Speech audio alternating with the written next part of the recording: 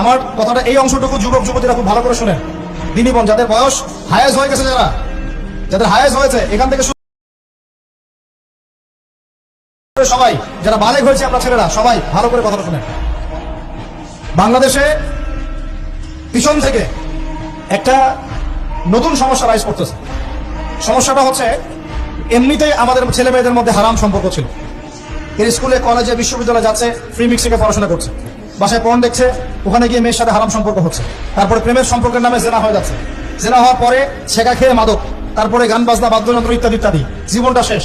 এদিকে ওই ব্যভিচারী মেয়েরা কারো কারো ঘরে যাচ্ছে, তারা আমাকে বলতে দেন, ব্যভিচারী মেয়েরা কারো কারো ঘরে যাচ্ছে, ওদেরকে নিয়ে আপনারা আবার সংসার করতেছে। এই হচ্ছে না সিচুয়েশন। একজনের 5টা গার্লফ্রেন্ড, একজনের 4টা গার্লফ্রেন্ড, আরেকজনের 3টা বয়ফ্রেন্ড, 4টা বয়ফ্রেন্ড, এই ধাপগুলো পার হয়ে হয়ে এরা সংসারের জীবনে আসতেছে যখন বয়স হয়ে যাচ্ছে 25-30।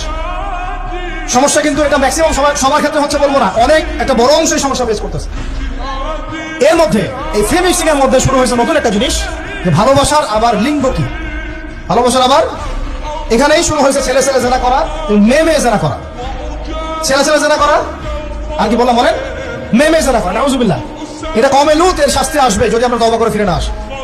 এর উপরে এখন শুরু হয়েছে ভালোবাসার আবার ধর্ম কি, ভালোবাসার আবার, আমার সাথে বলেন কি বললাম, ভালোবাসার আবার, এদিকে মনোযোগ দেন, ভালোবাসার আবার কি, ভালোবাসার আবার কি, এই কথাটা এই স্লোগানটা দিয়ে কি করা হচ্ছে আপনারা শুনেন।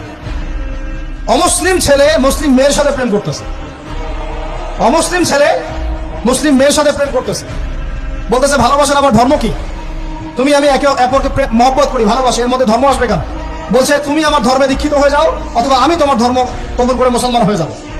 এই মিথ্যা কথাগুলো প্রলোভন দিয়ে এখানে ওখানে পার্কে নিয়ে গিয়ে চটপটে ফুচকা খাওয়ায়, কফি শপে নিয়ে গিয়ে এভাবে আস্তে আস্তে আস্তে আস্তে মেয়েদেরকে লাইনে নিয়ে আসতেছে। আনার পরে শোনেন, কথা আগে শুনেন, বুঝেন।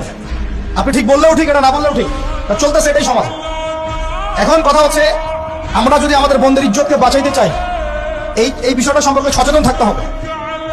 মেয়েদেরকে ফুসলিয়ে ফাসলিয়ে এভাবে প্রেমের জালে ফেলে শেষমেশ বেড়ে নিয়ে গিয়ে ধর্ষণ বা গণধর্ষণ করে মেয়ের ওই ওভারির মধ্যে ওদের বীর্যপাত করে দিয়ে ওই ছেলেটার কোনো খবর পাওয়া যায় না, লাপাত্তা হয়ে যায়।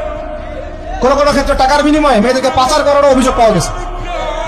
এবং এই কাজটার নাম তারা সংঘবদ্ধভাবে দিয়েছে, এর নাম নাকি লাভ জিহাদ। নাউজুবিল্লাহ। এবং বীর দর্পে ফেসবুকে পোস্ট দিচ্ছে, আজকে অমুক মেয়ের এটা করলাম, আজকে তমুক মেয়ের এটা করলাম। ভিতর থেকে একটা চক্র কাজ করতেছে, এবং এই চক্রের কেউই মুসলিম না, এই চক্রের কেউই কিন্তু মুসলিম না। বাইরে আমার পরিচয় দিতে পারে যে আমি মুসলিম, আমার নাম অমুক, নাম পরিবর্তন করে মুসলিম মেয়েদেরকে ফুসলিয়ে ফাসলিয়ে এই জেনার ফাঁদে ফেলে ওর পিছনে কিছু টাকা খরচ করে, কিছু সময় দিয়ে ওকে প্রয়োজনে ঘুমের ওষুধ খাওয়ায়, প্রয়োজনে আবার জাদু টোনা করে, বান মারে, ওকে তাবিজ কবজ করে বিছনায় নিয়ে এসে ধর্ষণ বা গণধর্ষণ করে ওই ভিডিওগুলো দিয়ে পরে ওকে ব্ল্যাকমেইল করে, পরে ওর কাছ থেকে টাকা খাওয়া শুরু করে, কোনো কোনো ক্ষেত্রে মেয়েদেরকে পাচারও করে দিচ্ছে। আমাদের মেয়েদেরকে বলতেছে কোনো অবস্থাতেই কোনো মুসলমান ছেলের সাথে কোনো অবৈধ সম্পর্কে যাবেন না। আর অমুসলিম হলে তো কোনো কথাই নাই। অমুসলিমের সাথে আপনার কিসের প্রেমের সম্পর্ক? একটা চট দিয়ে দাঁত ফেলে দেওয়া দরকার মেয়ে। অমুসলিম ছেলের সাথে তোমার কিসের প্রেমের সম্পর্ক? পরে যখন এই ছেলেগুলো তোমাকে নিয়ে রেপ করে রাখবে, তখন তোমার আক্কেল হবে, তখন তোমাদের হুঁশ ফিরবে।